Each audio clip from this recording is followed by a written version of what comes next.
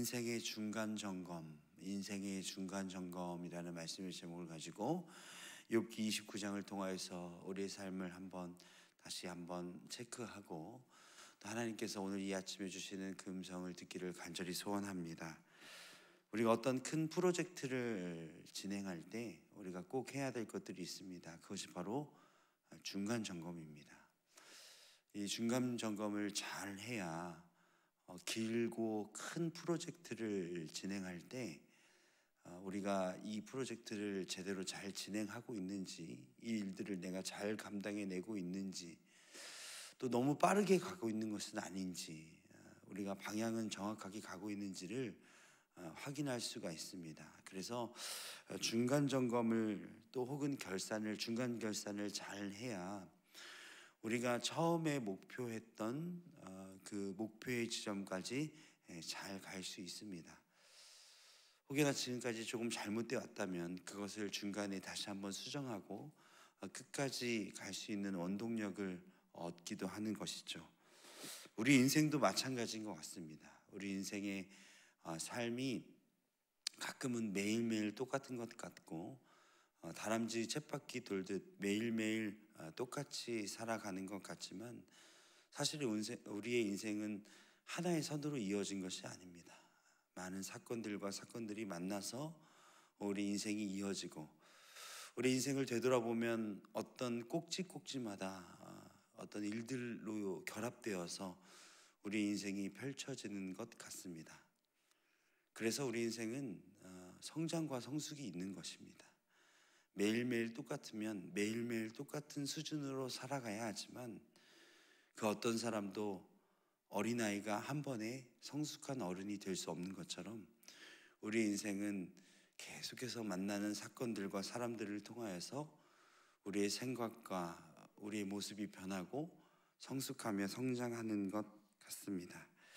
여러분, 그 순간순간들을 돌아보면 어떤 생각이 드십니까? 이때는 이렇게 했어야 하는데, 그때는 이런 말을 하지 말았어야 하는데 라고 후회도 하고, 그때는 참 좋았었는데 라고 하면서 그때를 회고하며 기뻐하기도 합니다. 가끔은 생각하기도 싫은 또 창피한 일들로 인하여서 요즘 어린 친구들이 얘기하는 이불킥 같은 것도 합니다. 그때 내가 왜 그런 실수를 했을까, 이런 생각도 하기도 합니다. 그런데 그런 생각의 끝에는 결국 우리가 느껴지는 것은 이 모든 것이 하나님의 은혜가 아니었으면 우리가 여태까지 살아올 수 없었겠구나라는 그런 생각들을 하게 되는 것입니다. 그 고비고비마다, 그 어려움의 순간들마다 내 힘으로 넘어온 것 같지만 하나님께서 지켜주시지 않으셨다면, 하나님께서 보호하지 않으셨다면 우리가 이것들을 어떻게 버텨낼 수 있었을까라고 그런 생각을 하게 되는 것입니다. 이러한 관점에서 보았을 때 지금 우리 인생 가운데 어떤 어려움을 만나고 있어도 여러분 너무 슬퍼하지 않아도 됩니다. 왜냐하면 이것 역시 어느 순간 돌아보았을 때 우리에게 어떤 추억으로 남을 것이기 때문입니다. 여러분, 반대로 우리 인생이 지금 너무 행복하고 너무 잘 풀린다고 너무 교만하지도, 너무 자만하지도 마십시오. 이건 역시 어느 순간 되돌아보면 그때가 좋았었노라고 생각하는 하나의 인생의 꼭지가 될 수 있기 때문입니다. 우리 어떤 이런 인간의 삶 속에서 꼭지마다, 사건마다 이런 일들을 통하여서 우리들이 이런 것들을 느끼는데, 그럼 이런 것들을 통해서 우리가 생각해 봐야 할 것이 무엇이냐면, 그렇다면 우리의 최종 목적지가 어디냐는 것입니다. 우리의 최종 목적지에서 언젠가 우리의 인생을 쭉 회고해 볼, 최종 정리해 볼 그 목적지가 어디냐는 것입니다. 우리 예수 그리스도를 믿는 우리 성도들의 최종 목적지는 우리 주님과 함께 거하고 예수 그리스도를 구주로 시인하는 사람들은 천국에서 우리 하나님과 동행하는 것이 우리의 최고의 목적이며 최종의 목적지임을 여러분 믿으시길 바랍니다. 우리가 언젠가 그때가 언제인지는 몰라도, 또 이 중에서 누가 먼저 그 최종 목적지에 도달할지는 몰라도 언젠가 그 최종 목적지에서 인생을 회고하며 되돌아보는 그 순간순간들이 있을 텐데, 그러면 그 최종 목적지가 정해져 있다면 우리가 지금 중간 인생을 살아가는 이 시점에서 우리가 어떻게 살아가야 되는지 그 삶의 모습들이 도출되는 것입니다. 우리의 최종 목적지가 정해져 있다면 지금 내가 살아가고 있는 모습과 내가 살아가고 있는 삶의 형태가 어떠해야 되는지가 체크가 되는 것입니다. 여러분, 오늘 본문 말씀에 보면 욥은 욥기 29장에서 자신의 인생을 쭉 회고해 보았습니다. 이 중간 점검을 하는 이 욥의 이 욥기의 29장의 말씀을 통하여서 우리가 어떤 포인트를 가지고 그러면 이 인생의 중간 점검을 해 나가야 하는지, 우리가 어떤 자세와 어떤 기준을 가지고 우리의 인생의 중간 점검을 해야 되는지 오늘 말씀을 통해서 간단하게 세 가지로 좀 나누어 보았습니다. 첫 번째는요, 내가 누구와 동행했느냐, 이것이 중요합니다. 내가 누구와 동행했느냐. 오늘 29장 5절 말씀을 우리 함께 읽기를 원합니다. 5절 말씀입니다. 시작. 그때 전능자가 아직도 나와 함께 계셨으며 나의 젊은이들이 나를 둘러 있었으며. 욥의 인생에서요, 그가 하나님과 동행했던 그 인생, 이 고난을 당하기 전까지 인생을 쭉 살펴보면 욥은 하나님과 함께 했습니다. 나의 인생 가운데 하나님과 동행하는 삶을 살았다는 것입니다. 우리 인생의 중간 점검을 할 때 이 포인트가 굉장히 중요합니다. 내가 누구와 동행했는가?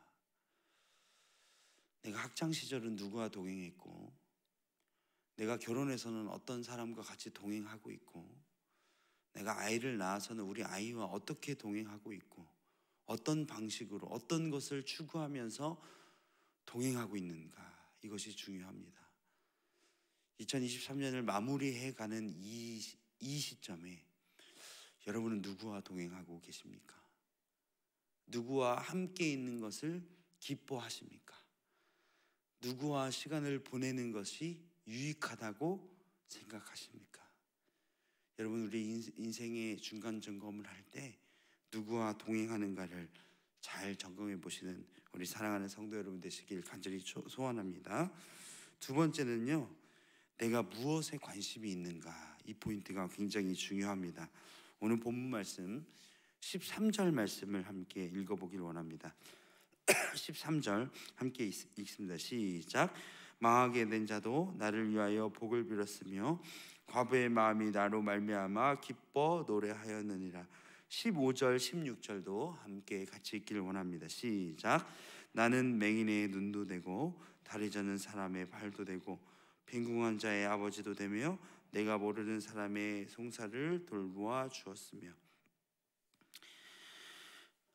욥이 무엇에 관심을 두고 있었느냐 보면, 그는 잘 나가고 자신이 더 많은 부와 명예를 누릴 수 있는 그 방법을 선택하지 않았습니다. 욥은 동방의 부자이고 동방의 의인이라고 성경에 나와 있습니다. 근데 이 부자와 의인이 관심 두었던 곳은 어렵고 힘들고 눈물 나는 사람들과 함께 하였고 또 그것에 관심을 두고 있었다는 것을 알 수 있습니다. 2023년 마무리하는 12월 달에 여러분 무엇에 관심을 두며 내 인생을 살아가고 있는지 한번 체크해 보시길 바랍니다. 물론 내가 바쁘게 살아가는 그 포인트에 집중하여서 주변을 잘 둘러볼 여유가 없는 분들이 분명히 이 자리에는 있을 줄 압니다.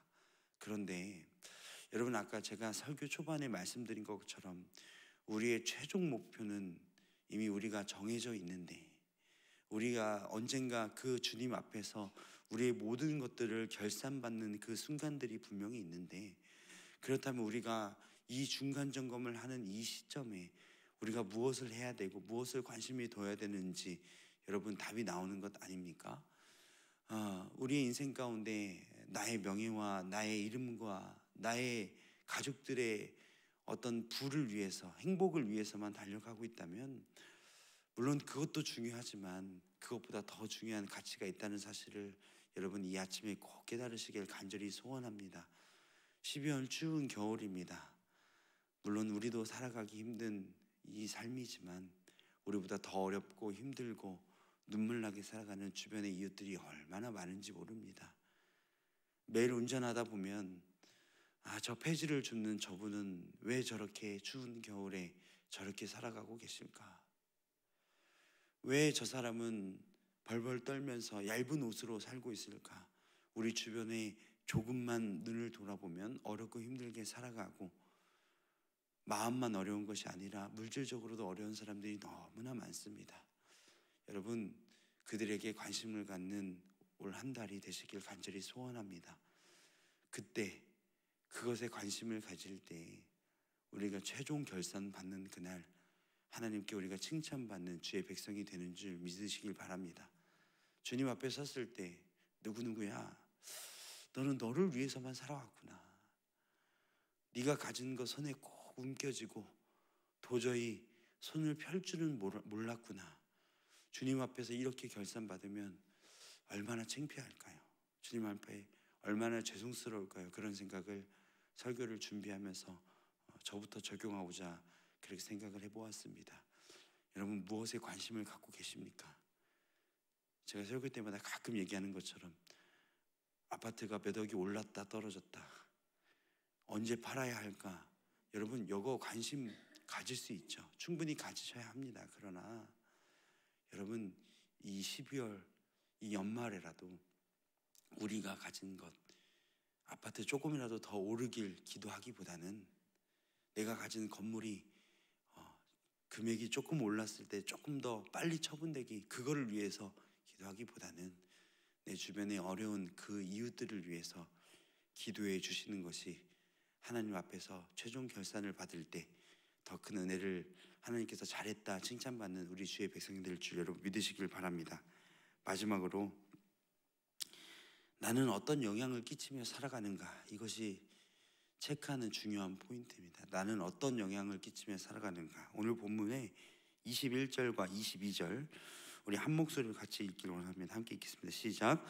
무리는 내 말을 듣고 희망을 걸었으며 내가 가르칠 때에 잠잠하였노라. 내가 말한 후에는 그들이 말을 거듭하지 못하였나니 나의 말이 그들에게 스며들었습니다. 여러분, 우리는 어떤 영향을 끼치는지 확인하면서 살아가야 합니다. 어떤 위치에 올라가거나 조금 나이가 들어가면서 우리가 조심해야 될 것들이 있습니다.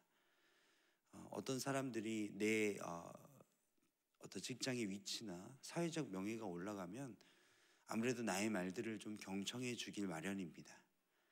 그런데 그 말이 진짜 존경하는 마음에서 나오는 말인지 내 인생을 체크해 봐야 됩니다.